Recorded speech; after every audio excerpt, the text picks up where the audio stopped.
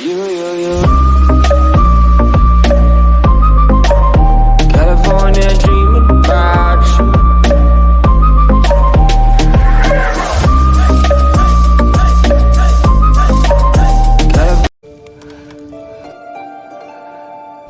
Terlihat seorang wanita cantik dan mulus mantap sedang ngaduk adonan kue. Ternyata di balik celah-celah dinding ada dua pasang mata yang sedang menikmati keindahan ciptaan Tuhan. Dua laki-laki tak laku-laku itu melihatnya dengan rangsangan syahwat tegangan tinggi. Tak lama kemudian datang seorang laki-laki pendek jelek memikul barang dagangan yang langsung marah-marah melihat kelakuan dua orang bejat itu. Ternyata laki-laki ini adalah suami dari wanita cantik itu. Namanya adalah Wu Dalang. Bukannya langsung pergi, kedua orang itu malah menghajar Wu Dalang hingga nggak berdaya.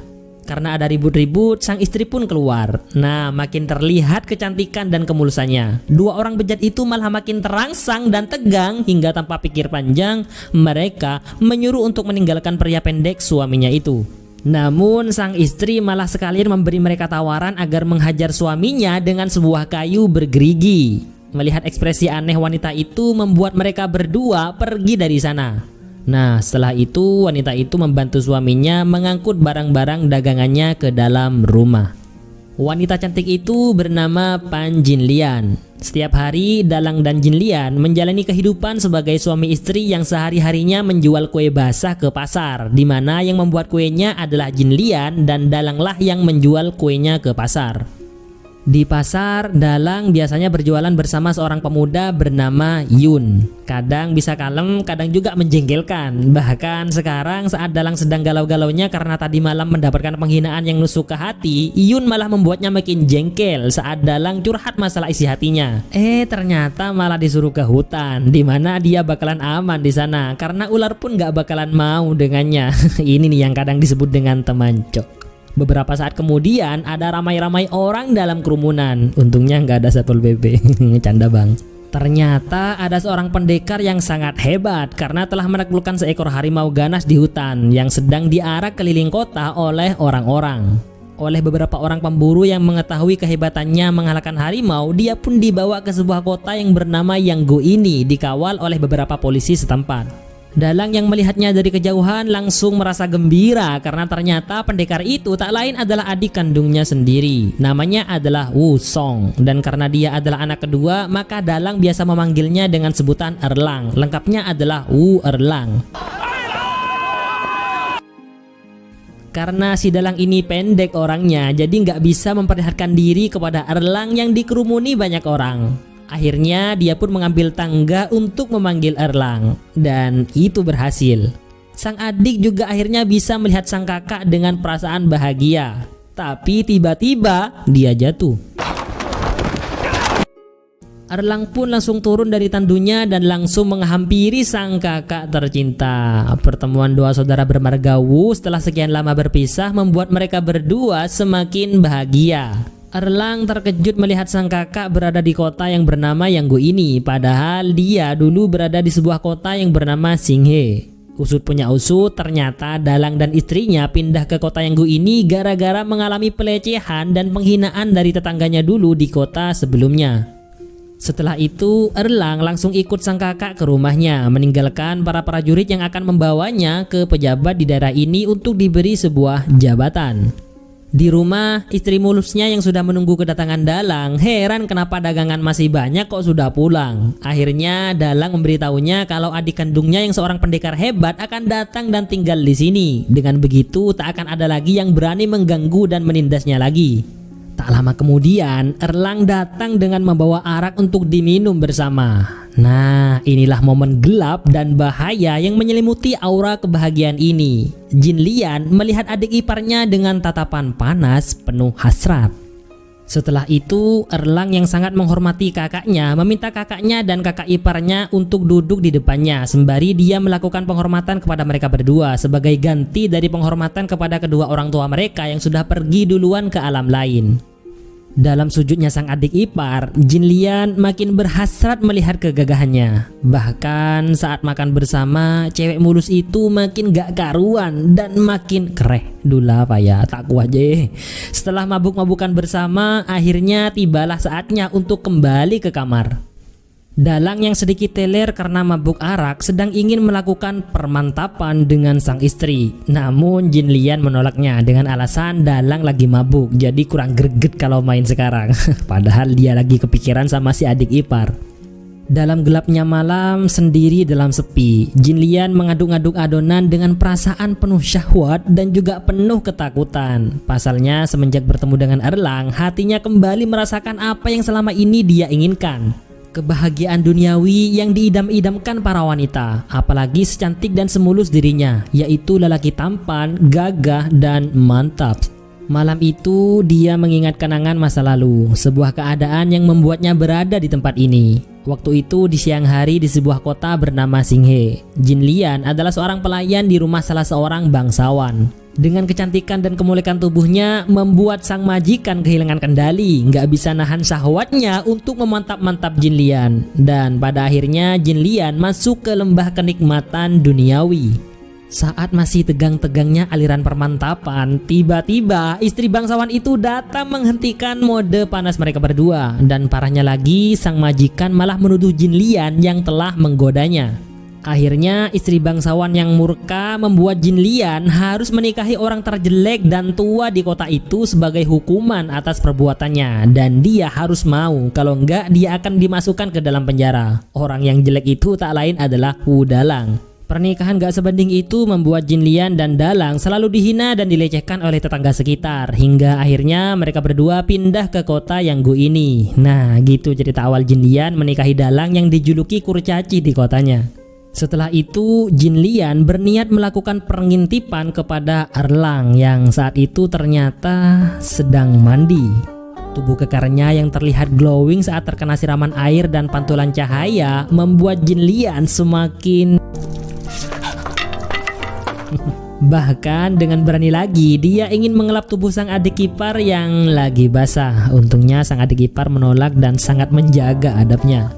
Keesokan harinya saat Erlang akan membantu kakaknya berjualan kue ke pasar, tiba-tiba saja datang beberapa prajurit pemerintahan memberitahu bahwa Erlang sang penakluk harimau resmi diangkat menjadi kepala polisi saat ini juga. Bahkan seragamnya diberikan langsung kepada Erlang. Melihat itu, Dalang sangat bangga kepada adiknya, dan ini juga semakin membuat Jin Lian kelepek-kelepek, kelepek.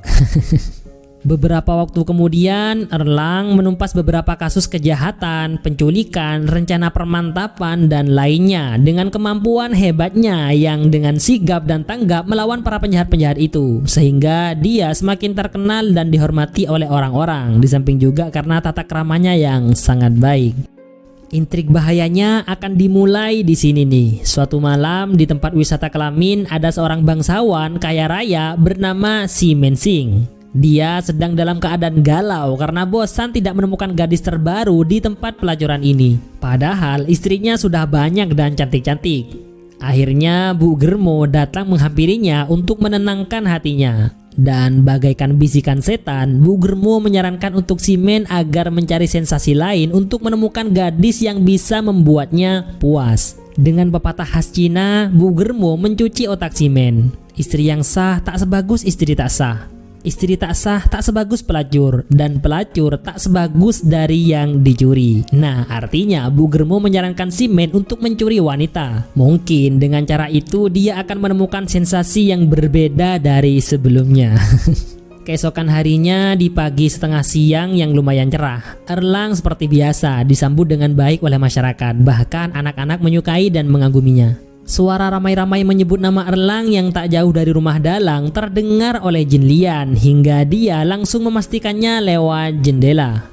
Saking terpesonanya Jin Lian kepada sang adik ipar yang menggairahkan membuatnya nggak sadar menjatuhkan kayu penyangga jendela rumahnya dan tepat mengenai Si Men yang saat itu sedang berjalan tanpa arah tujuan di depan rumahnya. Nah, saat itulah untuk pertama kalinya Si Men merasakan getaran hati yang sangat mengguncang. Sosok Jin Lian yang mulus dan penuh gairah membuat Si Men meleleh.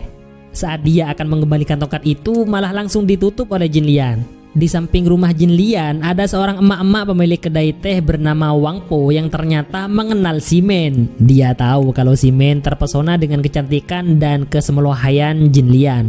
Dari emak-emak ini, Si Men akhirnya tahu bahwa Jin Lian sudah menikah dengan orang pendek dan jelek, hingga dia sangat menyayangkan wanita cantik dan semulus Jin Lian harus menikah dengan orang melas dan gak sepadan dengannya. Mak Wang Po juga memperingatkan Si Men bahwa suami Jin Lian adalah kakak dari pendekar penakluk harimau yang sekarang menjadi kepala polisi, yaitu Wu Song alias Erlang. Setelah itu, hasrat besar Si Men membuatnya mempunyai rencana busuk untuk menyingkirkan Erlang dari kota itu. Akhirnya dia menemui pejabat tinggi untuk memberikannya sebuah rantang kue kebahagiaan yang katanya adalah buatan istri Si Men, tapi ternyata setelah dibuka isinya adalah emas semua. Hal itu adalah upaya Si Men membuat sang pejabat untuk membuat Wu Song alias Erlang pergi dari kota Yanggu ini dalam beberapa waktu.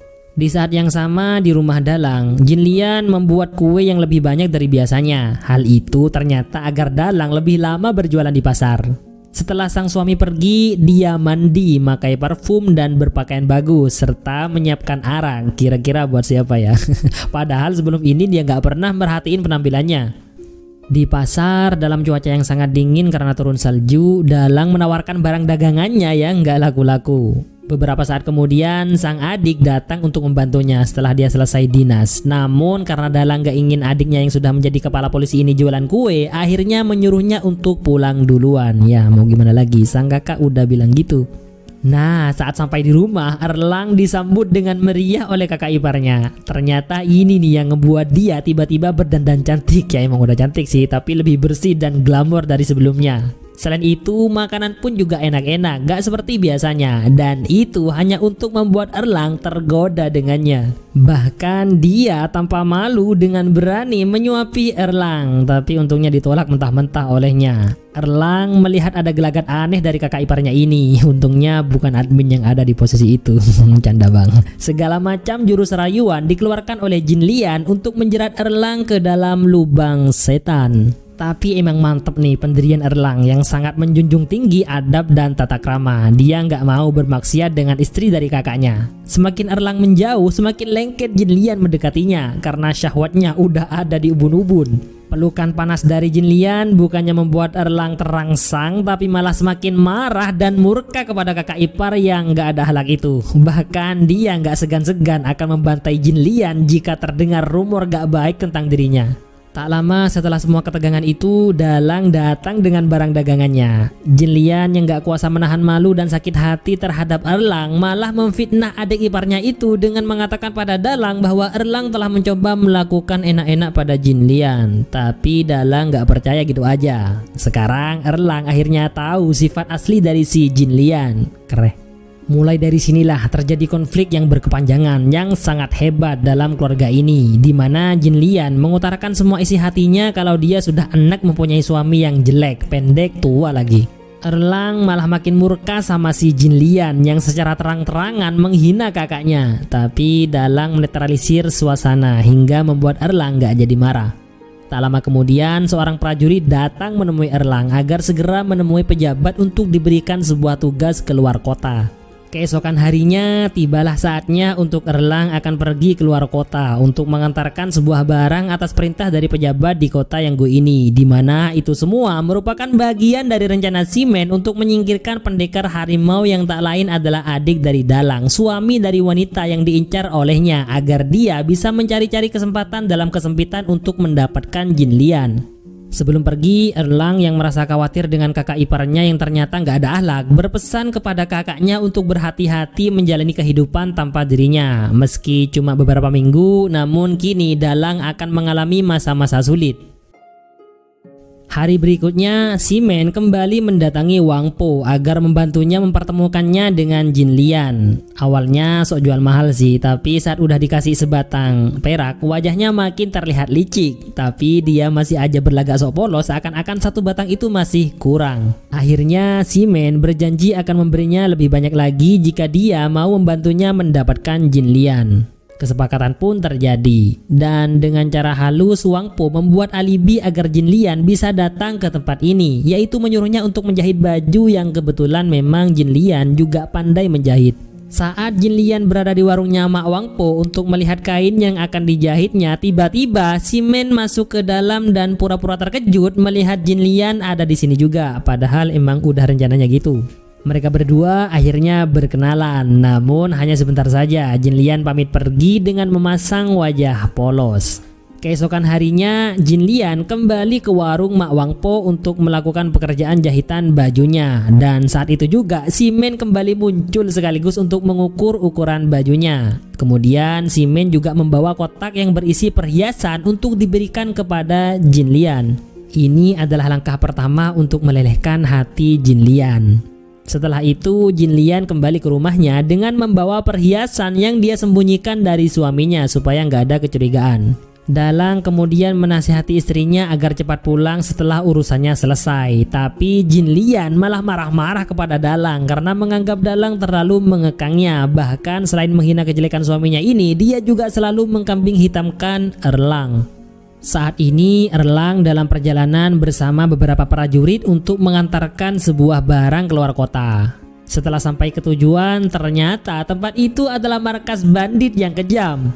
Saat salah satu anak buah bandit akan membuka isi dari kotak yang dibawa oleh Erlang, dia malah langsung menyerang Erlang. Kemudian diikuti oleh bandit yang lain.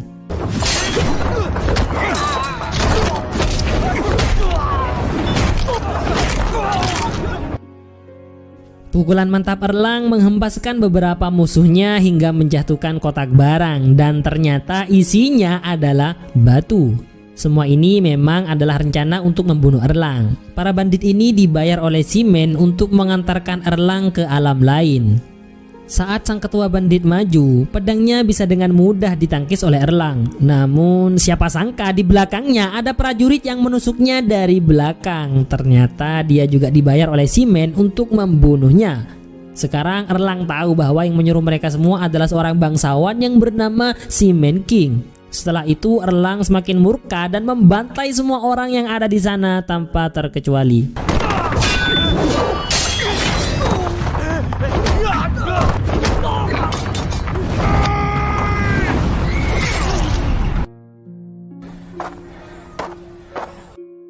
Sementara itu Jin Lian yang sudah semakin terpikat dengan Si Men, yang mana selain cakep dia juga sultan dengan harta yang melimpah, akhirnya kembali melakukan pertemuan. Namun kali ini Jin Lian semakin berani dari sebelumnya, yang mana sebelumnya masih malu-malu padahal mau.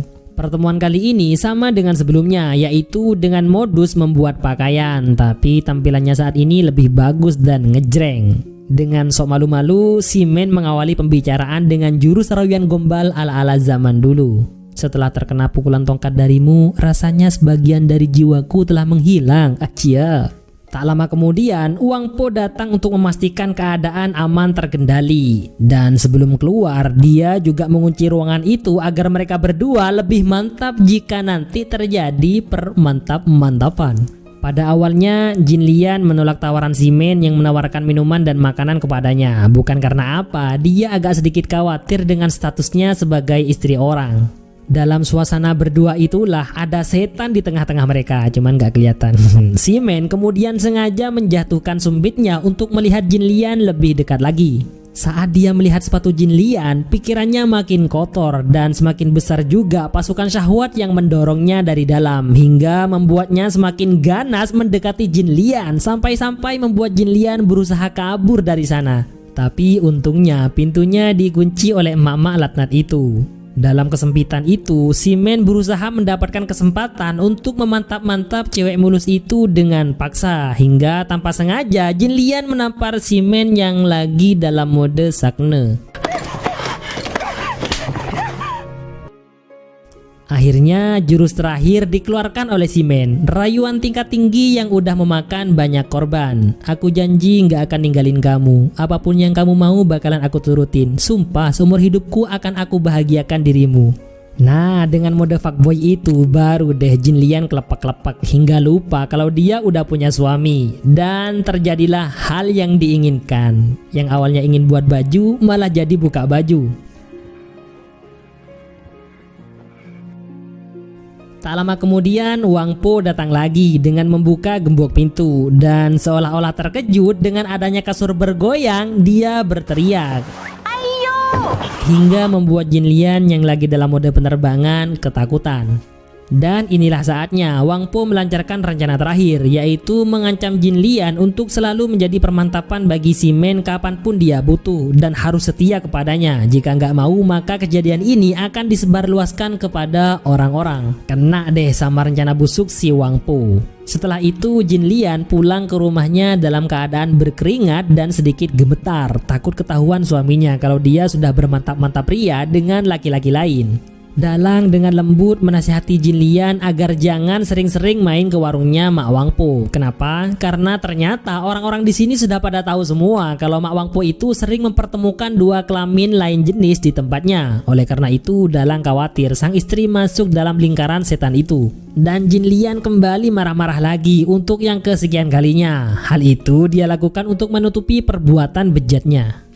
Keesokan harinya, Jin Lian diam-diam pergi lagi ke warungnya Mak Wang Po saat suaminya sedang mencari nafkah untuk keluarga. Namun kali ini Jin Lian kepergok oleh teman Dalang, yaitu Yun, saat Jin Lian memasuki warungnya Mak Wang Po.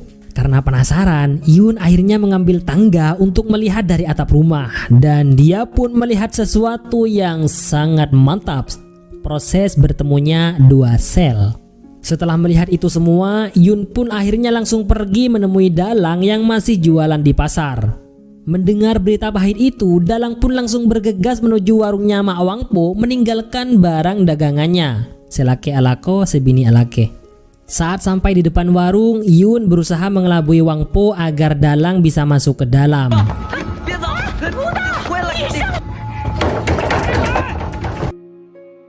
Gedoran keras pintu oleh Dalang membuat Jin Lian yang lagi dalam proses penerbangan kaget dan takut. Tapi emang dasar cacingan nih si Men. Dia dengan santuy membuka pintu seakan-akan gak ada apa-apa. Akhirnya ketahuan juga perselingkuhan istri cantiknya dengan laki-laki lain. Meskipun Dalang marah besar, dia nggak bisa melakukan apa-apa karena tubuhnya yang pendek dengan mudah ditendang dan dihempaskan oleh si Men hingga dia terjatuh dari lantai atas. Dan akhirnya dia mengalami cedera yang cukup parah. Kasian banget, udah pendek, jelek, melas lagi hidupnya. Setelah itu, Jin Lian yang merasa bersalah dan takut kepada adik iparnya mencoba untuk meminta maaf kepada Dalang. Tapi Dalang udah kadung marah sama si Jin Lian.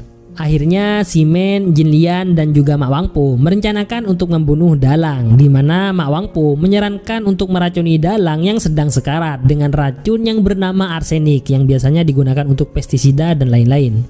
Kemudian mereka langsung melancarkan rencana mereka untuk meracuni Dalang. Ramuan obat yang dibuat oleh Jin Lian dicampur dengan racun arsenik. Setelah itu Jin Lian dan Mak Wang Po mendatangi Dalang agar meminum obat supaya cepat sembuh. Namun Dalang masih nggak bisa memaafkan Jin Lian. Sejurus kemudian Mak Wang Po merayu dan membodohi Dalang bahwa Jin Lian telah ditipu oleh si Men hingga pada akhirnya Dalang mau memaafkan istrinya. Barulah dia meminum obat dari Jin Lian yang ternyata adalah racun. Merasa aneh dengan rasanya, Dalang agak curiga dan berhenti sejenak sebelum akhirnya Mak Wang Po dengan ganas mencekokinya ke mulut Dalang hingga habislah semua racun itu diminum oleh Dalang. Akhirnya Dalang semakin sekarat hampir mati. Tak sampai di situ, kekejaman dua wanita ini semakin menjadi-jadi dengan menyekap Dalang yang sudah sekarat itu dengan selimut hingga akhirnya dia menghembuskan nafas terakhirnya dalam keadaan yang sangat tak terhormat dan sangat mengenaskan. 1 minggu kemudian, Erlang kembali ke kota Yanggu setelah mendapat beberapa luka di tubuhnya akibat pertarungan sebelumnya dengan para bandit. Di sini dia melihat sebuah kejanggalan di mana semua orang menjauhinya dan dia menemukan Yun, teman yang selama ini bersama dengan Dalang di pasar. Dia sudah seperti orang gil.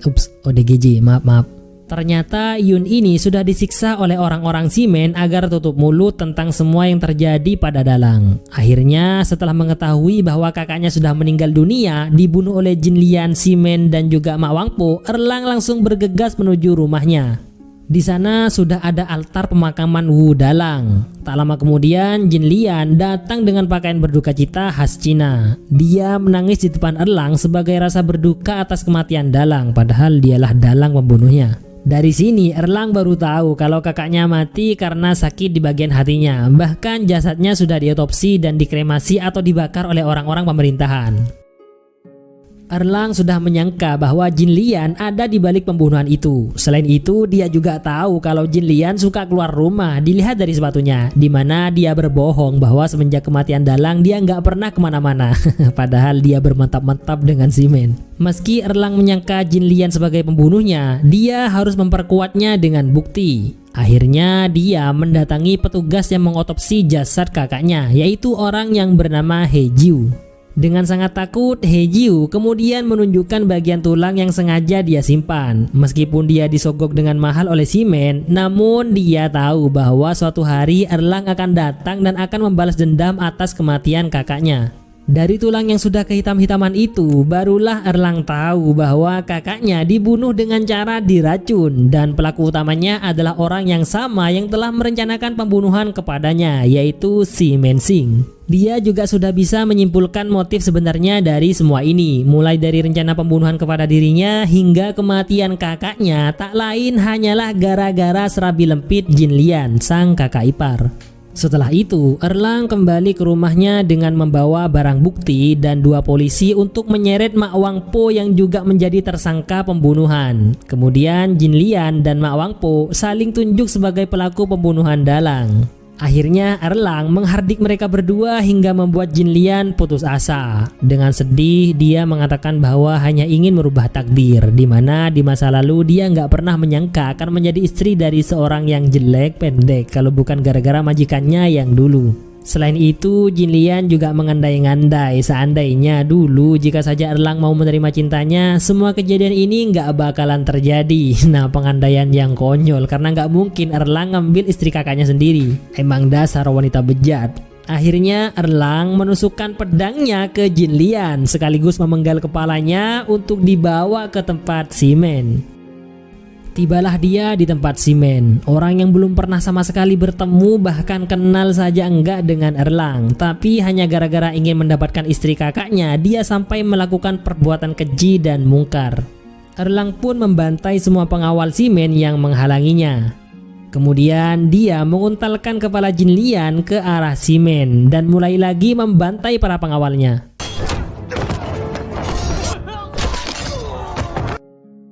Dan akhirnya dia bertarung dengan Simen, di mana secara kemampuan bertarung dia jauh di bawah Erlang, tapi dia masih mempunyai banyak pengawal yang melindunginya dengan bayaran yang mahal.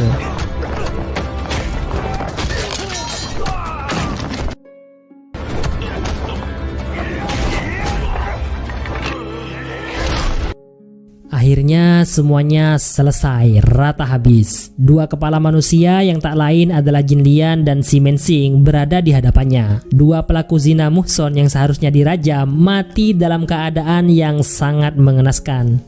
Legenda sang pendekar penakluk harimau membantai ratusan orang akan menjadi sejarah yang akan terus diingat dari generasi ke generasi. Wu Song.